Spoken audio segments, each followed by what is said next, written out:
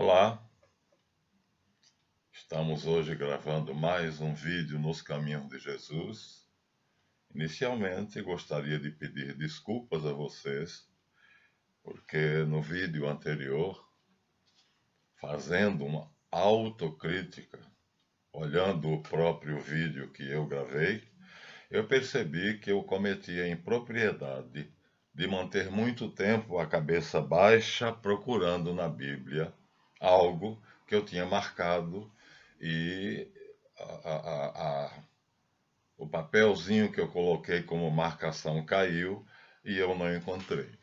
Então, é algo muito importante e desta vez, para não cometer o mesmo erro, eu fiz questão de marcar com um papel bem grande, um cartão postal bem grande, e que era as bases de uma sociedade global. É assim que a gente deve ler aqui, viu? As bases de uma nova sociedade na verdade, as bases de uma sociedade global. Então, Moisés teve o privilégio de, embora sendo um dentre os vários legisladores antigos, como Hammurabi, por exemplo, como Ur-Namur, como Manu, na Índia, e outros legisladores famosos. Todos dizem que receberam as leis de Deus. Nós já mostramos a vocês em vários livros que retratam o rei, não importa qual for, não importa qual seja o rei, ó, lá vou eu de novo procurar, tá vendo? Mas não importa qual seja o rei, o ícone é sempre o mais importante. E qual é este ícone? É um rei recebendo as tábuas da lei das mãos de Deus. Então, aqui nós temos a legenda. Diz que é um rei sumério, na verdade, Sargão II da Acádia, Sargão da Acádia, recebendo a lei.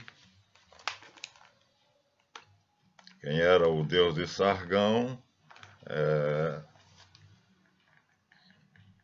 Marduk. Então seria o primeiro rei sumério, né? Que na verdade não podemos chamar império sumério, o império começa no Egito, mas o primeiro sumério a estender os seus domínios de uma forma notável foram os Sargônidas, Sargão I e Sargão II. E no caso já em Sargão II, nós temos uma vasta extensão de terra, né? Aqui o autor da explicação aqui no cantinho diz, está aqui, a explicação está aqui, é longa, e diz que essa estela, os eruditos não sabem bem se deve se aplicar a Sargão II ou a Hammurabi. Quer dizer, a ideia era a mesma, que a lei vem de Deus. E o próprio legislador está sob a lei. Como foi o caso de Moisés, que não entrou na terra prometida por ter se irado, pelo menos 2 vezes, quando bateu com a vara na rocha para brotar água, que Deus dissera a ele: toca na rocha, que representava o Cristo, o lado aberto do Cristo, e em vez de água e sangue sairá somente água. Quem diz aqui que representava o Cristo e em vez de água e sangue, sou eu explicando. Deus apenas disse a Moisés: toca na rocha e a água brotará. Mas é porque essa rocha representava o Cristo no momento da cruz em que a lança o perfurou e jorrou sangue e água. No caso ali, por disposição especial de Javé, jorraria água. E Moisés bateu com força, porque ficou indignado com as dúvidas que os hebreus no deserto colocavam, apesar de verem todos os prodígios. Então, um detalhe é que os legisladores hoje se acham superiores à lei, uma coisa que nenhum legislador antigo aceitava. Então, a lei vem de Deus, o direito é a base do trono de Deus. E o que é o direito? É aquilo que por justiça pertence a alguém. Então, justiça e direito são as bases do seu trono, diz a Bíblia, falando do Messias, que é Deus, o representante direto de Deus. Moisés, Sargão II, Ur-Namur, Hammurabi, não importa. A legislação é sempre baseada no mesmo fator, que é Deus é Senhor de tudo. Aqui está o detalhe escrito em cuneiforme, como eram essas tábuas da lei, diferente das de Moisés, que eram escritas em hebraico quadrado, a língua sagrada dos judeus. Bem, então, isto faz com que o aspecto que nós diríamos assim, históricos da vida de Moisés, e não somente da de Moisés, sejam bastante duvidosos, mas isto não é o mais importante, como eu já disse a vocês, né? O que é importante é exatamente a questão da legislação, ou seja, do que nós chamaríamos hoje o nosso Código de Leis Geral, né? A Constituição Geral que rege o nosso país, né? A mais antiga Constituição do mundo é da Inglaterra, foi feita em 1240 e continua basicamente a mesma. Foi o primeiro país do mundo a perceber que o legislador estava se colocando acima da lei. Então, os nobres ingleses se reuniram e fizeram a Constituição e impuseram ao rei da época que ele assinasse. A partir daí, a Inglaterra é regida por uma Constituição. Pouco a pouco, os outros países foram seguindo, porque se deixar que a vontade de um homem seja a lei, vamos cair naquela frase célebre de Luís XIV, l'état c'est moi, o Estado sou eu, a lei sou eu faço o que quiser. E aí, para mostrar a ele que não era assim, veio a Revolução Francesa de 1789, financiada por Rothschild, e mostrou a ele que o Estado não era ele, porque ele foi guilhotinado. Então, de certa maneira, que nós, quando vemos aqui num exemplar da nossa Bíblia Sagrada, que é muito preciosa porque é chamada a Bíblia mais bela do mundo e é considerada pelos especialistas realmente notável, além das ilustrações que ela traz, ela é totalmente ilustrada, então, ilustrada sempre com quadros de pintores célebres. Além disso, a tradução dela é uma das melhores traduções da Bíblia que nós conhecemos. Mas aqui nós temos livros históricos: Josué, Juízes, Ruth, 1 Samuel, 2 Samuel, 1 Reis, 2 Reis. E não caiam na tolice de querer comparar esses livros a um compêndio de história geral, porque não é essa a intenção da Bíblia. Como nós dissemos a vocês, a intenção da Bíblia é dupla. Primeiro, estabelecer que sempre haverá, embora simbolicamente, duas genealogias ou duas linhagens. Essas linhagens serão sempre a linhagem de um lado, dos justos, dos bons, dos que querem fazer da terra um paraíso. Marx tinha essa ideia, né? Mas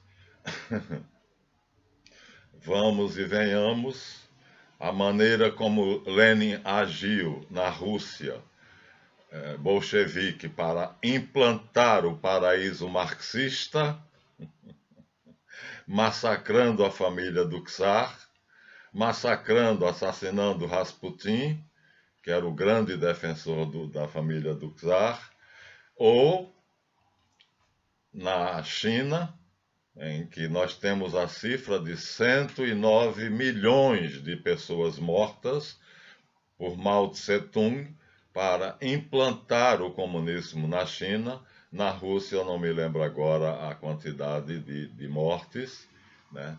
Então, não devia ser assim, mas o homem evoluiu muito pouco. Então, pelo que nós vemos, né, a maneira como Moisés e os descendentes de Abraão, Josué, como tomou a terra prometida, passando a fio de espada todos os que estavam na antiga Canaã, que hoje é a Palestina, que Netanyahu continua passando a fio de espada, só que uma espada mais sutil. Continuará sendo assim, nós não nos enganamos mais. Então, o profeta do paraíso terrestre, Marx, foi mais um enganador, que ainda há, infelizmente, quem no nosso Brasil se deixe enganar por ele, né? Mas eu deixo aqui o meu preito de admiração a um comunista que começou adorando Marx, que é Gramsci, e depois percebeu que não era pela violência que se devia implementar um regime político. Deve-se a Gramsci a grande mudança de sair da brutalidade e da violência do marxismo, tal como foi na Rússia, tal como foi na Iugoslávia, tal como foi em Cuba, tal como foi na China e em todos os lugares em que se tentou implantar o paraíso comunista. A Rússia abdicou disso porque o comunismo quebrou a Rússia em 1909. Boris Yeltsin tomava posse do governo da Federação Russa, abrindo mão dos satélites que teriam formado a União das Repúblicas Socialistas Soviéticas, porque a Rússia tinha quebrado. E quem quebrou a Rússia foi o sionismo, que entrou lá para tirar tudo o que tinha de riquezas e pegar, levar, Deus sabe para onde, para os bolsos de uma grande família, de um grande clã, que são, na verdade, os reis do mundo, que já começaram no Brasil, nós já dissemos aqui, com Dom Pedro I vindo, eu também me peço desculpas que eu disse, ele ia ao solar da Marquesa de Santos, e eu falei que era outro nome, Marquesa de... não falei que era de Santos. Mas nós sabemos que Dom Pedro I era amante da Marquesa de Santos. Eu disse a primeira vez um outro nome, não lembro agora, retifico aqui, então ele ia para o solar da Marquesa de Santos, de quem ele era amante, quando a imperatriz Leopoldina e Bonifácio trouxeram para ele, ele estava em Paraty, levaram-a numa posição um pouco confortável, porque tinha sido acometido de uma diarreia, quando levaram as cartas das cortes portuguesas, ordenando que ele voltasse para o Brasil, ou Portugal invadiria o nosso país. Dom Pedro I não tinha exército para resistir à invasão portuguesa, e Bonifácio, que era grão-mestre da maçonaria no Brasil, então, né, Grande Oriente, que era subalterno da maçonaria inglesa, né,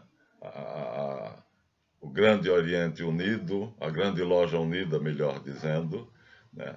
Sabendo o que é que estava acontecendo e sabendo que Rothschild da Inglaterra governava o mundo, disse a Dom Pedro I, volta para o Rio de Janeiro e vai falar com o embaixador de Rothschild no Brasil. Na verdade, ele disse, Bonifácio disse embaixador da Inglaterra, mas a Inglaterra era Rothschild e Rothschild é a Inglaterra, cada vez mais. Agora não sei por que ele decidiu tirar a Inglaterra da União Europeia. Ele deve saber por quê. E Dom Pedro foi, e o embaixador inglês no Brasil mandou uma carta por navio a Rothschild. Rothschild foi negociar, ou mandou um lambibotas dele negociar a independência do Brasil com as cortes portuguesas e pagou a importância de 22 mil ou milhões de libras esterlinas pela independência do Brasil. Nisto, esta é a verdade histórica, nós fomos comprados pelo Barão de Rothschild, né? Na época já de 1800, quando Dom Pedro reinava sobre o Brasil como príncipe regente, e pedindo socorro a Rothschild, porque ele não teria forças para suportar aquele que já era o rei do mundo, que é o primeiro segredo da Bíblia: o mundo deverá ser globalizado e ter um rei só.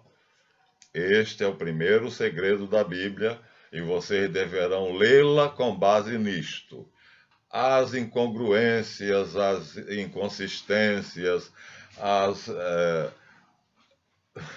os acréscimos, as glosas, nada disso tem importância. Discutir isso é, na verdade, uma diversão para a nossa inteligência, né? É mais motivo de lazer e de raciocínio, mas o que importa é a Bíblia traz uma grande conjuração que ela denuncia de modo muito sutil, mas acabei de mostrar a vocês aqui que, de um modo nada sutil, Moisés, quando escreve as leis que regerão o mundo globalizado, ele simplesmente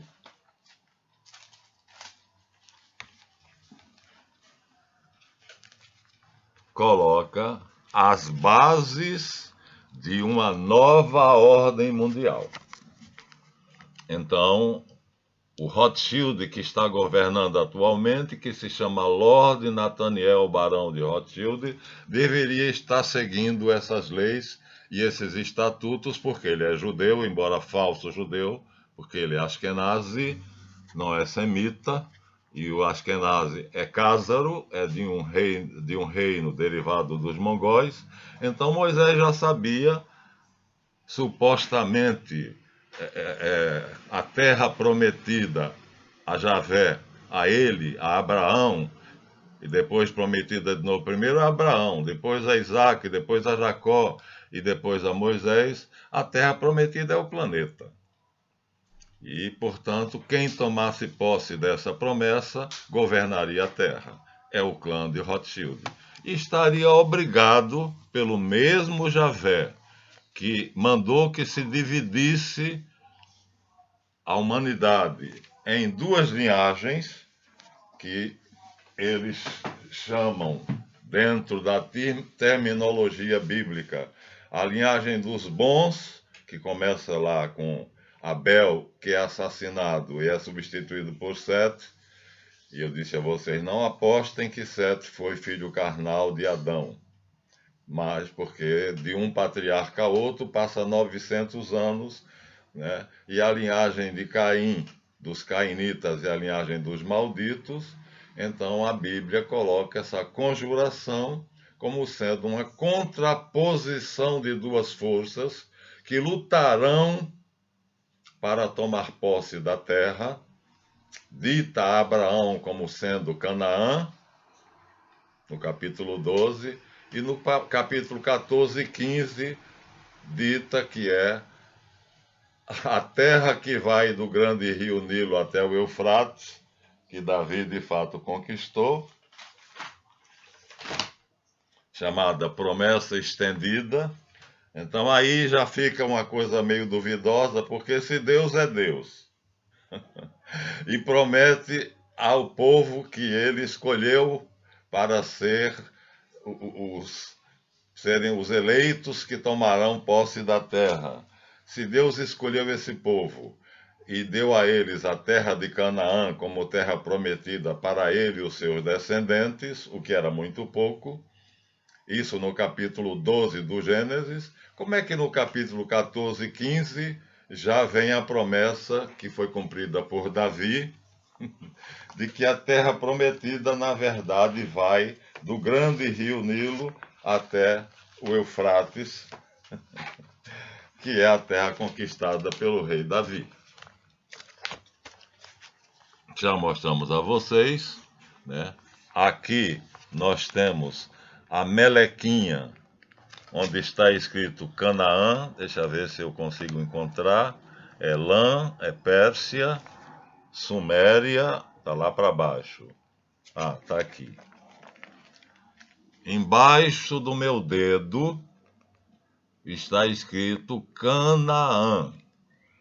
Então, é uma estreita faixa costeira que, segundo Javé, foi prometida a Abraão e ao povo eleito e conquistada por Josué. Conquistada da maneira que eu mostrei para vocês, né? Só 5 tribos receberam a parte de Canaã. Eram 11. Já eliminados os levitas, que não tinham pedaço de terra porque viveriam do tributo. E depois nós vemos no livro dos reis, li para vocês, os danitas procurando a parte de sua terra, ali perto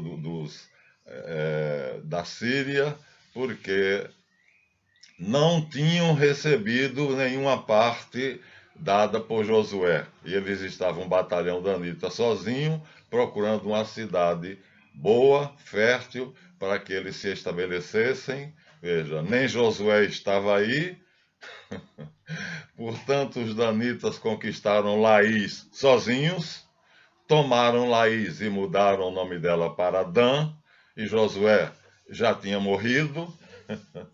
Então a conquista da terra prometida por Josué é uma ficção, se formos comparar a Bíblia com a história. Mas, quando nós olhamos a coisa pela vertente que nos interessa, a terra prometida não é Canaã, conforme o padre Dassler diz, nem os livros históricos são históricos, e Davi, sentindo-se ainda na obrigação de cumprir a promessa feita a Abraão, conquista não apenas Canaã, que está aqui, embaixo do meu dedo, ó, mas conquista também as terras que vai do rio Nilo, aqui está o Nilo, o delta do Nilo,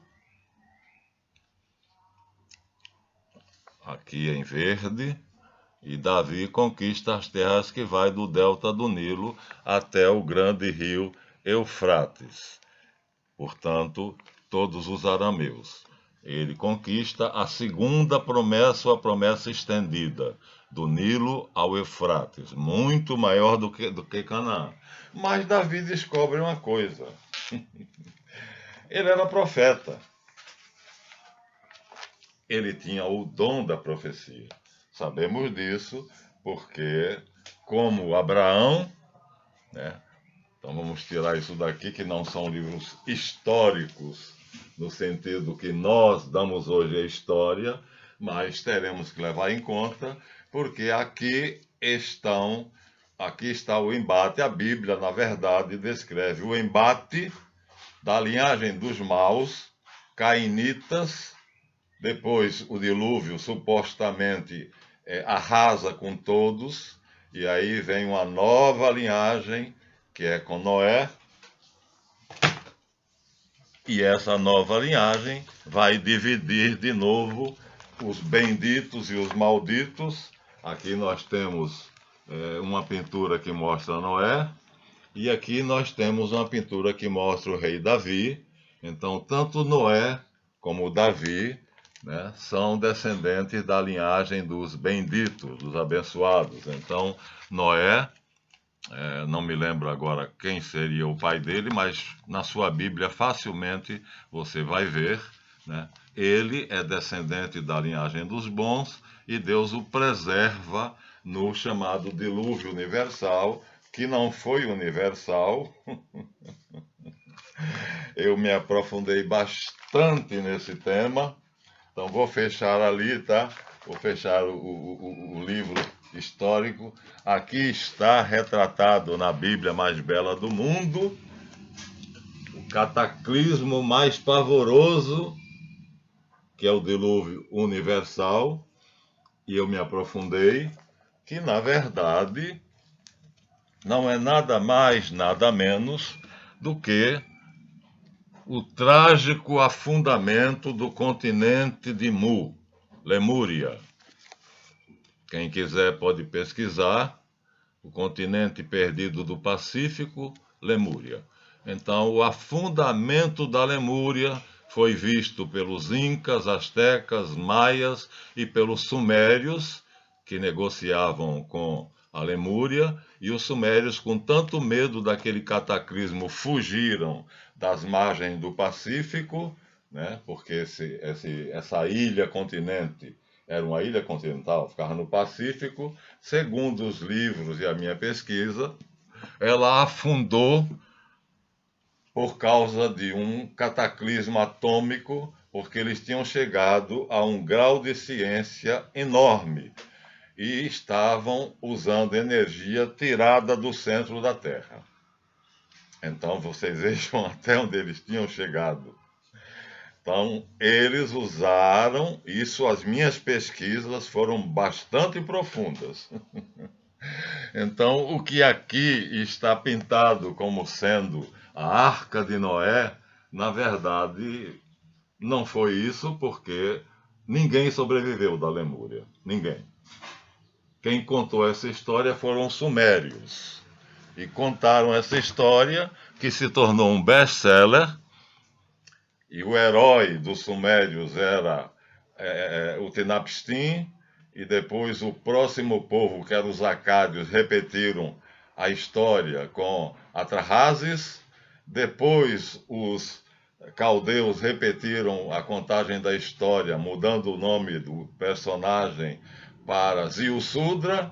E finalmente Abraão, quando saiu de Ur dos caldeus, levou o relato que ele deve ter contado verbalmente, mas os judeus escreveram, e é essa a versão que nós temos mais fácil, embora não seja muito difícil encontrar em outros livros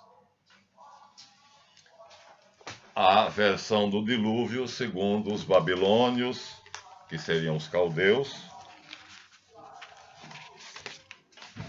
Aqui nós temos a cosmogonia mesopotâmica, né, onde há o episódio do dilúvio também, detalhadamente. Caldeus, entre os rios Tigre e Eufrates, que Davi não chegou a ultrapassar. Ele conquistou do Nilo ao Eufrates. Então, do Eufrates para lá, continuava sendo o território dos caldeus, né? Aqui também nós temos um outro livro que fala dos dilúvios, que é Los Mitos Hebreus, também fala. Então, há muitas fontes onde a gente pode consultar os dilúvios. São 80 no total, mas o que nos interessa é o dilúvio narrado na Bíblia, que eu tive o cuidado de pesquisar profundamente e conseguir separar o dilúvio feito, descrito segundo a tribo de Judá, narrado pelo escriba da corte de Salomão, e o dilúvio feito pelo sumo sacerdote lá do reino de Jeroboão, no reino de Israel, são dois dilúvios perfeitamente iguais e por isso fica muita coisa repetida, mas é fácil de separar. Porque o Deus do dilúvio do reino de Israel é Elohim. E o Deus do dilúvio da tribo de Judá, do reino de Judá, é Javé. Então, através do nome desses dois deuses, você vai conseguindo separar os parágrafos de tal modo que em algum lugar do meu computador eu tenho as duas narrativas separadas, que depois que houve a reunificação por Zorobabel e Salatiel, na reconstrução de Jerusalém e do templo de Zorobabel, que passou a ter o nome dele, embora Esdras tivesse se metido no meio, mas foi cuspido fora da história, ficou só o livro dele escrito na Bíblia, que ele, para nós, pertence à linhagem dos maus, não deveria estar na Bíblia. Então, vamos chegar até ele e vocês vão ver por que eu digo isso e tirarão as suas próprias conclusões. De qualquer forma, então, aquilo que está pintado de uma maneira pavorosa, o mundo se acabando em água e Noé está dentro da arca que Javé, segundo o reino de Judá, e Elohim, segundo o reino de Israel, mandara construir. Eu tenho os dois relatos e é muito interessante comparar. E seria mais interessante ainda comparar cada um desses dois relatos, que já são dois diferentes, com o relato do dilúvio na Mesopotâmia, como eu disse a vocês, que não seria difícil da gente fazer, já que a biblioteca de Nabucodonosor, não sei qual foi o rei babilônio, mas encontraram enterrada nas areias do deserto, a maior biblioteca do mundo antigo, que era de um rei mesopotâmico.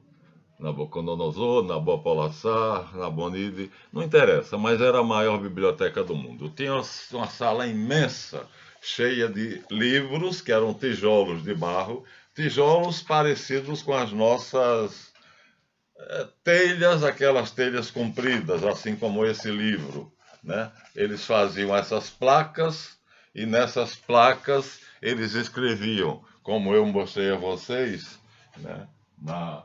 Na escrita que Sargão II supostamente recebeu de Marduk ou Hammurabi recebeu de Shamash. Aqui está a língua em que foi escrita esta lei recebida quer por Sargão II, quer por Hammurabi. Se foi Hammurabi, o deus seria Shamash. Se foi Sargão II, o deus seria Marduk. Então, nessa questão da lei, pouco importa, porque o que importa é que o rei admitia que a lei era divina e só Deus não estava obrigado a ela. Portanto, o monarca estava. Logo, Lord Nathaniel, barão de Rothschild, deveria, mesmo sendo um falso judeu, Askenaz, não tem sangue semita, não é descendente dos patriarcas, não faz parte da linhagem dos bons, pelo contrário, tudo leva a que essa pandemia foi fruto do planejamento dele para tornar os ricos mais ricos e os pobres mais pobres e para matar, como Hitler, chamando isso de limpeza étnica, e como Netanyahu na Palestina, eles chamam de limpeza étnica. Hitler mandou matar os velhos, como eu, os doentes e os aposentados, porque era um peso para a nação. Então Hitler pensou, ora, para que o INSS vai sustentar os velhos? O país está pagando aqueles que não servem mais para nada. O Japão não pensa assim, né? Os velhos são sempre supervisores que ensinam aos mais novos graças à sua imensa experiência, como fazer uma peça, seja lá de um telefone celular, seja do que for. Então, o Japão emprega os velhos que querem continuar trabalhando, aqueles que não querem ficam em casa, vão passear, vêm para o Brasil. Como eu conheci recentemente um velho chinês que veio para o Brasil, riquíssimo, e que doou o altar central da Catedral de Aparecida, aquela coisa linda, enorme, todo aquele altar central. O padre, o bispo que contou a história, disse assim, com ele do lado. Ele chegou para mim e disse: Senhor Bispo, o que é que está faltando ainda para a construção da Catedral de Nossa Senhora Aparecida? Ele era chinês, mas falava bem português. Não foi Japão, viu? Mas veja, na China os velhos também são valorizados. Ele era um grande capitalista chinês quando a revolução de Mao Tse-tung fez com que ele fugisse da China, trazendo o ouro que ele pôde trazer, e foi tanto que ele se estabeleceu em São Paulo e ficou rico de novo. E como ele era devoto de Nossa Senhora, atribuiu isto à ação de Maria Santíssima, e aí disse: eu tenho que dar a ela um pedacinho daquilo que ela me deu de novo no Brasil, porque ele é multibilionário no Brasil, ele e a família. Aí o arcebispo disse, ele veio e disse assim: o que é que está faltando ainda para constituir a Basílica de Nossa Mãe do Céu? Aí eu falei para ele: muita coisa. Mas fica difícil eu dizer ao Senhor assim, porque eu não sou arquiteto, não sou mestre de obras. Aí ele disse assim,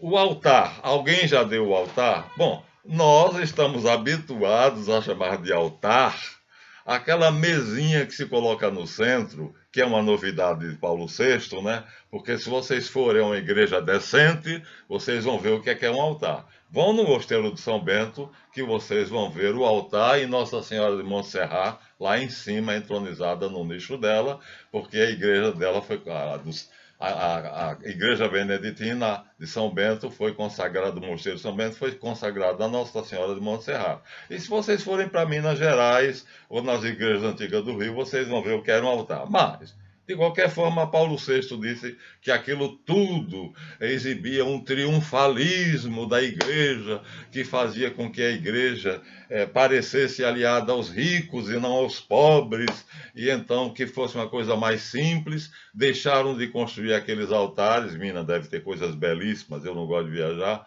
mas há alunos meus que foram visitar as igrejas de Minas, e aqui no Rio eu, durante muito tempo, visitei. Então, o altar-mor, era assim que a gente chamava, onde o padre celebrava a missa de costas para o povo, e ali tinha uma cópia do céu, do que o arquiteto supunha que fosse o céu.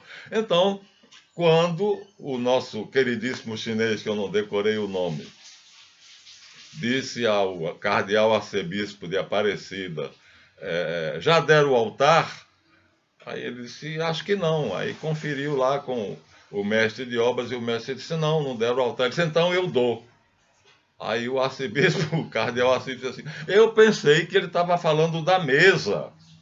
Aquela mesa onde o padre coloca as ofertas, onde coloca o livro para leituras. Não, ele estava falando de todo aquele vão central redondo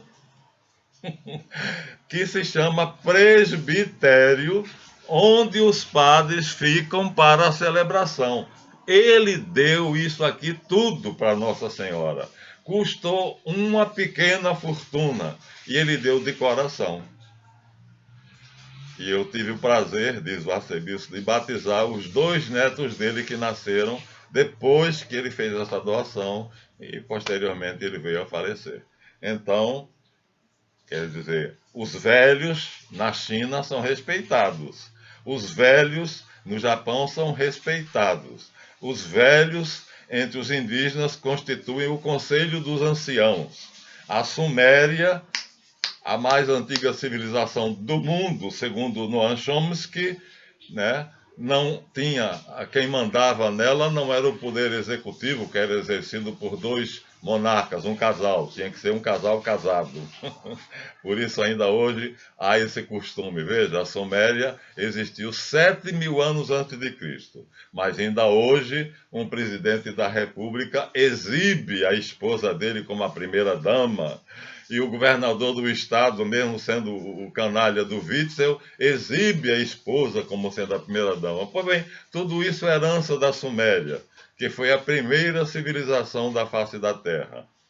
Sumério quer dizer povo civilizado. Então, esse costume de exibir a esposa como a primeira-dama, no caso de Michele Bolsonaro, tá, vem da Suméria, porque lá solteiro não podia governar. No caso do presidente Itamar, que alguns dizem que era gay, é ou não é, de qualquer maneira, ele arrumou um jeitinho de apresentar à sociedade uma mulher que aceitou ser a segunda dama. Então, isso vem da Suméria, minha gente.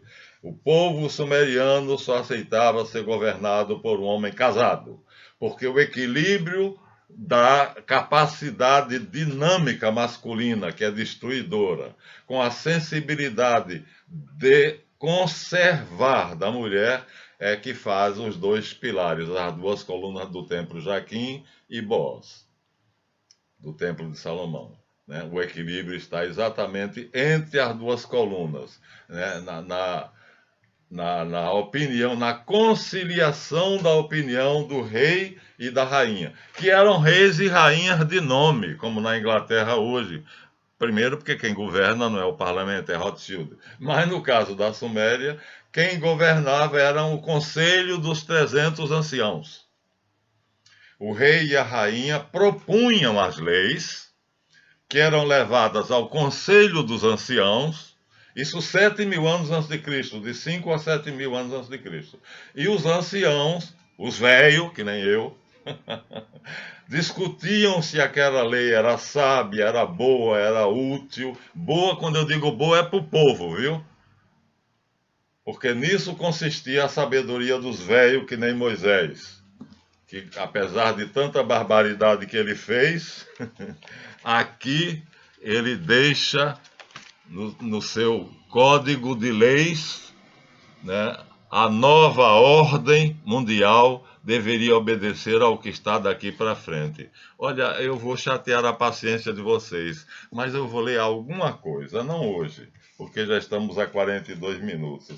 Mas Lord Nathaniel Barão de Rothschild deveria cumprir o que está aqui, que não é pouca coisa, e eu vou ler para vocês. E Davi foi considerado um rei santo, porque além de teve o dom da profecia, foi ele o compositor do Salmo, Asaf, o Davi, o Coré.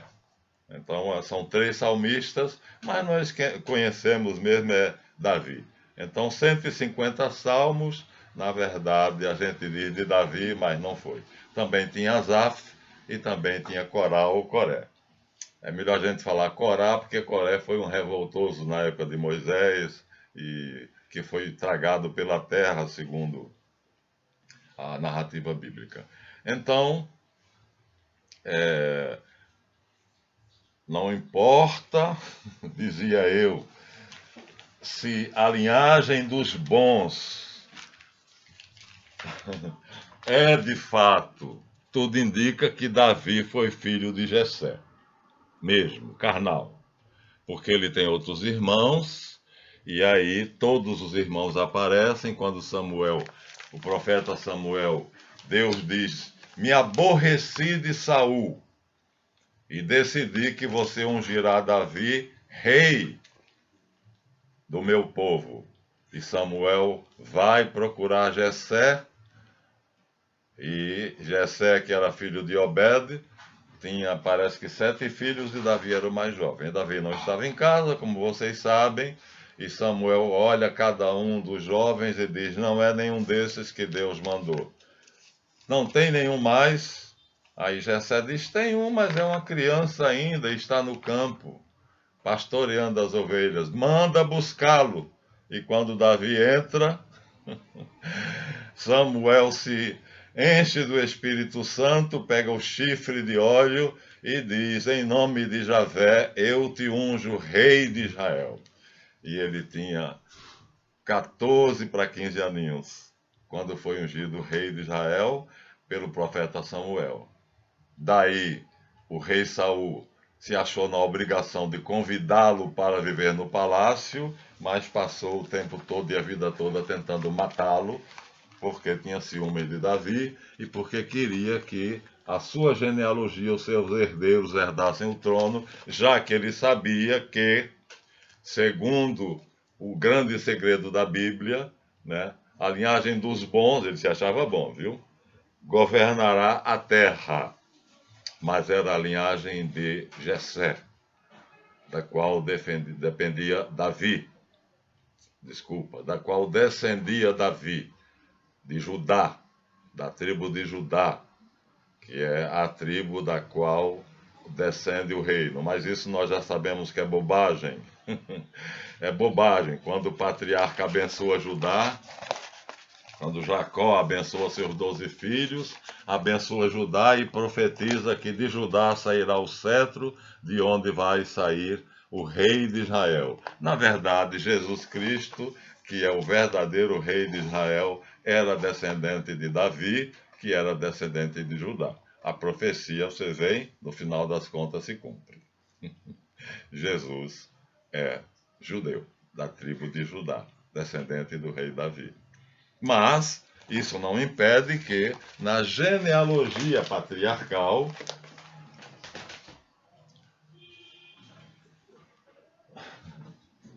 São Mateus coloque na genealogia de Jesus, ele coloca, vamos começar no final. Eliaquim gerou Azor, Azor gerou Sadoc, Sadoc gerou Aquim, Aquim gerou Eliúde, Eliúde gerou Eleazar, Eleazar gerou Matã, Matã gerou Jacó ou Eli, ou ainda Joaquim, e Jacó gerou José, o esposo de Maria. Então, Eli, também chamado Matã, era o pai de Maria. Bom, de qualquer maneira, aqui nós temos duas genealogias. Agora, não sei se essa daqui é realmente a de José ou a de Maria, mas são duas genealogias. Numa está a geração de José e noutra está a geração de Maria. Mas nessa aqui nós temos uma coisa curiosa, é que na genealogia de Mateus nós temos aqui 3 mulheres. A primeira é Judá gerou Farés e Zara de Tamar. E quem foi Tamar? Foi a esposa de um filho de Judá, que tendo o marido morrido, e a lei mandava, não era só de Moisés, viu? Porque as leis, os costumes vêm de Abraão, então são 613 preceitos, não são somente as 12 tábuas de Moisés. Mas uma das leis patriarcais mandava que o pai desse o filho mais velho como sucessor do que tinha morrido, à esposa dele, no caso Tamar, para que ele gerasse filho e esse filho seria considerado do morto, do falecido. E Judá se esqueceu disso. O patriarca se esqueceu disso. E aí o que é que faz Tamar? Se veste de prostituta, sabendo que Judá já era viúvo, vai até uma encruzilhada do caminho, estou saindo completamente do assunto, mas está interessante. Então ela vai para uma encruzilhada no caminho. Imagina, Judá era descendente de Isaac, e aqui tudo indica que, de Jacó, e aqui tudo indica que era genealogia consanguínea, mas eu não botaria minha mão no fogo por causa disso. E aí Tamar se veste de prostituta, cobre parte do rosto, um véu em cima da cabeça e outro véu abaixo do nariz, e Judá não reconhece ela, e Judá está na piota que nem lagartixa subindo pelas paredes, porque ele era viúvo, vendo aquela mulher vestida de uma maneira suntuosa, com um vestido rasgado, quer dizer, cortado, mostrando a coxa, ele fica daquele jeito e parte para cima dela, e ela diz, meu serviço é pago. E ele diz, eu não trouxe dinheiro porque não esperava encontrar uma mulher tão bela. Ela diz, não tem problema, o que é que você tem aí na sua mão? Ele diz, o meu anel patriarcal, cada patriarca tinha um anel como o Papa e os bispos, e o meu cajado. Ela diz, deixe como garantia. E aí a coisa rolou e ela engravidou.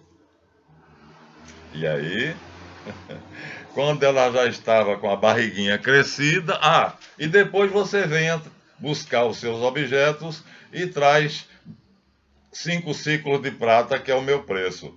Ele acabou, se satisfez maravilhosamente, porque ela era uma mulher linda, foi para o acampamento, de lá ele trouxe os 5 ciclos de prata. Quando chegou no lugar, cadê? Cadê a mulher? Aí ele perguntou às outras prostitutas se tinham visto uma mulher assim, assim, cabelos assados, os olhos dela. Não, essa mulher não existe aqui. E ele não soube o que fazer, então levou os 5 ciclos de prata de volta, e aí a barriguinha dela começou a aparecer, começou a aparecer, começou a aparecer. Aí a mãe de um dos filhos de Judá, quer dizer, uma das sogras, disse, essa mulher está grávida, e o marido já morreu, e você, Judá, não deu nenhum dos seus filhos a ela para gerar filho, ela adulterou. Judá chamou Tamar, e Tamar chegou na frente dele. Isso é uma história linda da Bíblia. Por isso ela está aqui. A astúcia que ela fez para cumprir a lei, que dizia que, morto o marido de uma mulher ainda jovem, sem filhos, o pai daquele homem deve dar o irmão seguinte para coabitar com ela e gerar filhos que serão considerados filhos do defunto. Judá esqueceu isso, não cumpriu a lei. E ela fez todo esse artifício, e quando ela chegou diante dele, ele disse, você está grávida? Ela disse, estou. Então você sabe que será apedrejada, porque a pena para o adultério é o apedrejamento.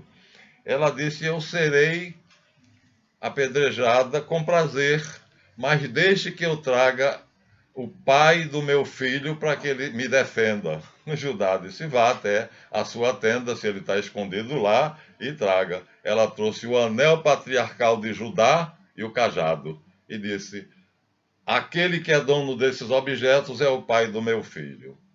Judá baixou a cabeça e disse, você foi justa, e eu fui injusto, porque eu não cumpri a lei que mandava que eu te desse o meu filho, irmão do que morreu, para gerar filhos que seriam considerados dele.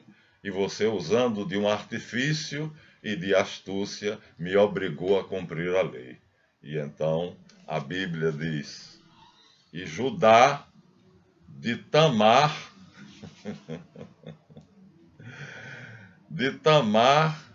gerou Fares e Zara.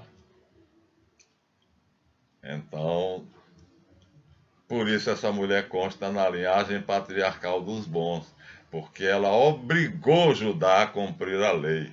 Então só tem 3 mulheres. Tamar, que obrigou Judá a cumprir a lei. Raabe, que era uma meretriz que se converteu, cananeia que se converteu a Javé.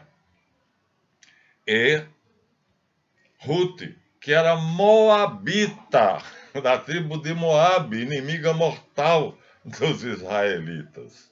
Quer dizer, 3 mulheres notáveis, Tamar, Raabe e Rute. Tamar era judia, mas Raabe e Rute não eram. Raabe era cananeia, cananita, e Rute era moabita. Mas são colocadas aqui, embora sejam de outra nacionalidade, o que prova que as genealogias patriarcais não são dos hebreus puros, são dos filhos de Deus, daqueles que podem se honrar com o nome de filhos de Deus, que vão, na sucessão patriarcal, gerar José, o esposo de Maria, da qual nasceu Jesus, chamado Cristo.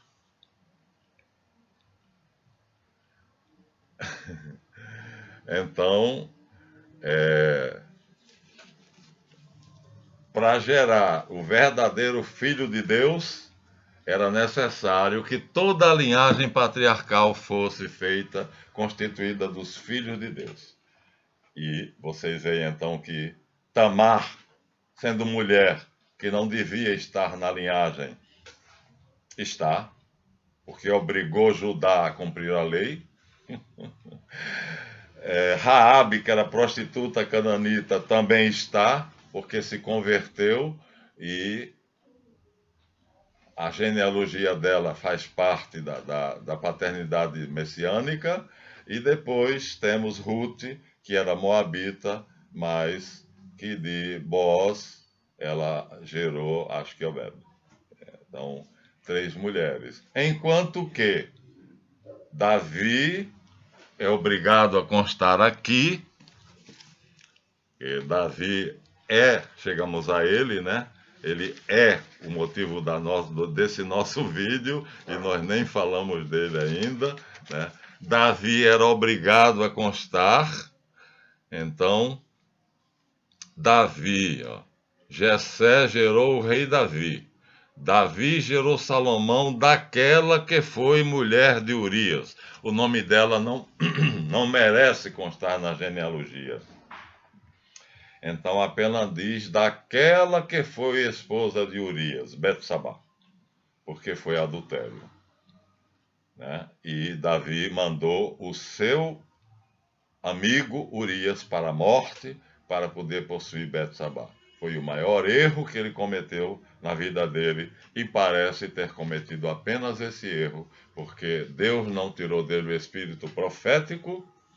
Ele compôs 150 salmos, que nem todos são dele, mas nós dizemos os salmos de Davi. Ele sabia da conjuração ou do sínodo patriarcal que iria lutar com a linhagem dos maus pela posse da terra, e ele descobriu que nem era Canaã e nem era as terras que vão do grande rio Nilo até o Eufrates, por isso ele não fez a divisão. Ele conquistou, mas não dividiu. Ele percebeu que era o planeta.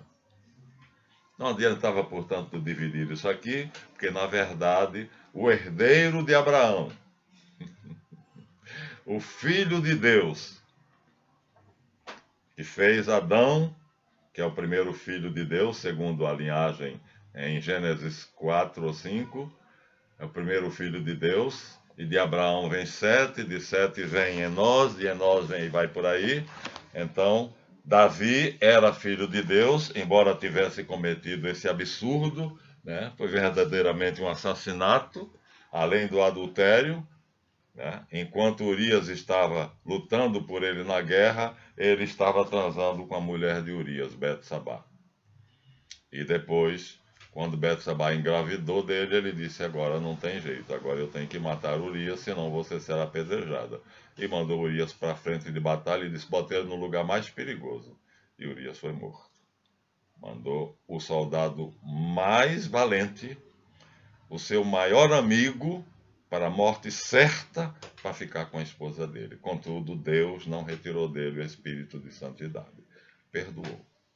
O filho bastardo, o filho do adultério, foi morto. Morreu como castigo. E depois veio Salomão. Mas a genealogia patriarcal não coloca o nome de Betsabá, que seria uma mulher fantástica, já que gerou o rei Salomão, que é uma história comprida, não vamos falar dele agora, porque estamos em Davi, que foi pai de Salomão, mas a genealogia patriarcal não coloca Betsabá, coloca Tamar, que por astúcia obrigou Judá a cumprir a lei. Judá, o patriarca, filho de Jacó. Cita Raabe, a prostituta, a meretriz de Jericó, que se converteu a Javé e permitiu assim, facilitou a conquista da cidade e dizendo quais eram os pontos fracos e passando um mapa do interior da cidade para Josué.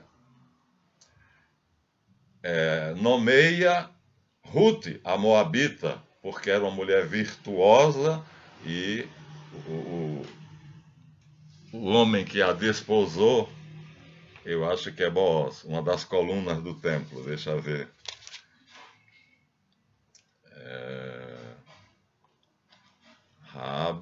Salmão gerou Booz. Então, Salmão de Raabe gerou Booz, que é o nome de uma das colunas do templo. Booz de Ruth gerou Obed. Então, as duas vêm alinhadinhas. Raabe, que era prostituta cananita, e Ruth, que era uma mulher moabita de grande valor. E aí o São Mateus, ou quem fez o Evangelho de Mateus, decidiu colocar as duas mulheres para mostrar que a mulher também é digna de ser colocada na linhagem dos bons, na linhagem dos filhos de Deus. Na verdade, São Mateus, ou quem escreveu o Evangelho, estava baseado nas leis mosaicas que dá prerrogativas especiais às grandes mulheres. Isso nós vamos ver só no próximo vídeo. Então não foi à toa, mas nós vemos ali que a linhagem patriarcal é muitíssimo importante. E ali tem até mesmo mulheres. E Moisés, na sua belíssima, na lei, nas bases da nova ordem mundial, que está aqui, que deveria ser seguido por todos, como foi por Davi, sem ter cometido, evidentemente, o assassinato de Urias, mas ele vai colocar itens especiais que vão privilegiar os pobres, os escravos e as mulheres.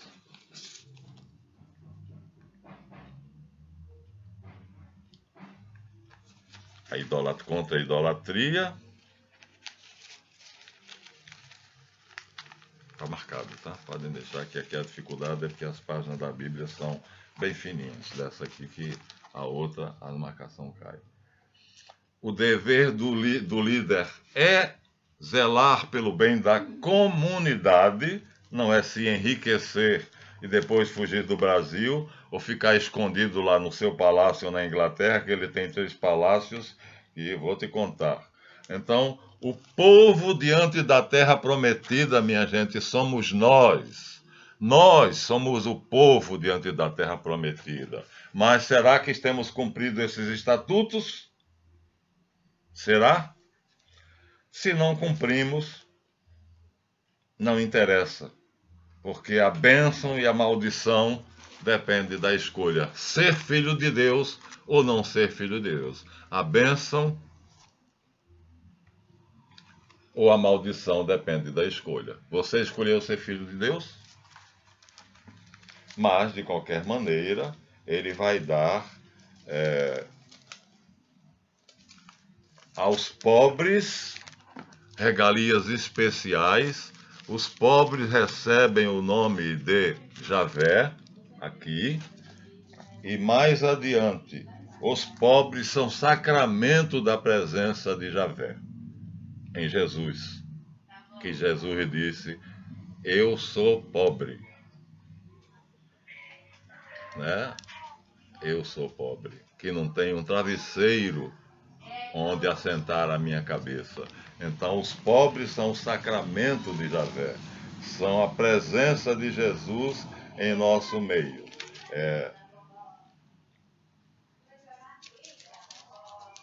Então,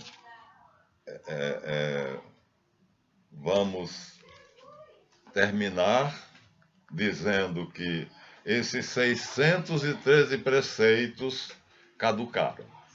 Nós vamos falar disso no próximo vídeo. Jesus, quando veio, ele que é o Filho de Deus, então estabeleceu um novo sacerdócio, um novo sacrifício e uma nova lei. através da nova aliança do seu corpo crucificado.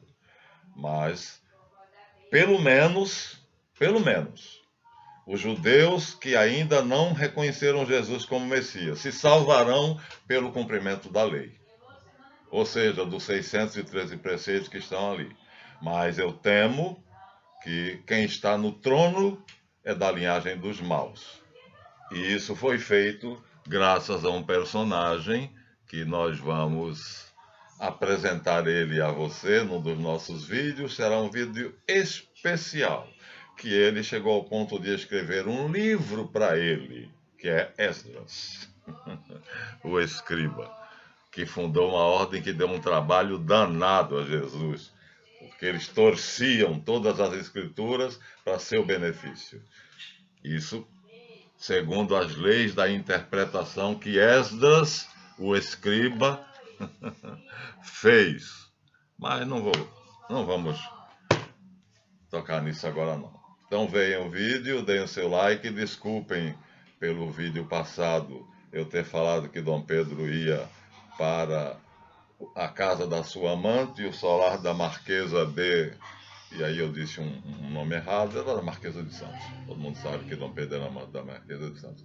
Deem o seu like, comentem, realmente façam justiça. Se o vídeo foi bom, diga que foi bom. Se não foi bom, então deem o seu dislike, comentem e se inscrevam no canal. Importante, né? Eu, por enquanto, tenho 70 amigos inscritos. Teria de ter 460 para ter direito à monetização, ou seja, essas minhas aulas serem pagas pelo YouTube. Então, na verdade, estou bastante distante, mas faço isso com todo gosto, com todo o meu coração, compartilhando com vocês aquilo que Deus me deu, o entendimento, uma das virtudes do Espírito Santo.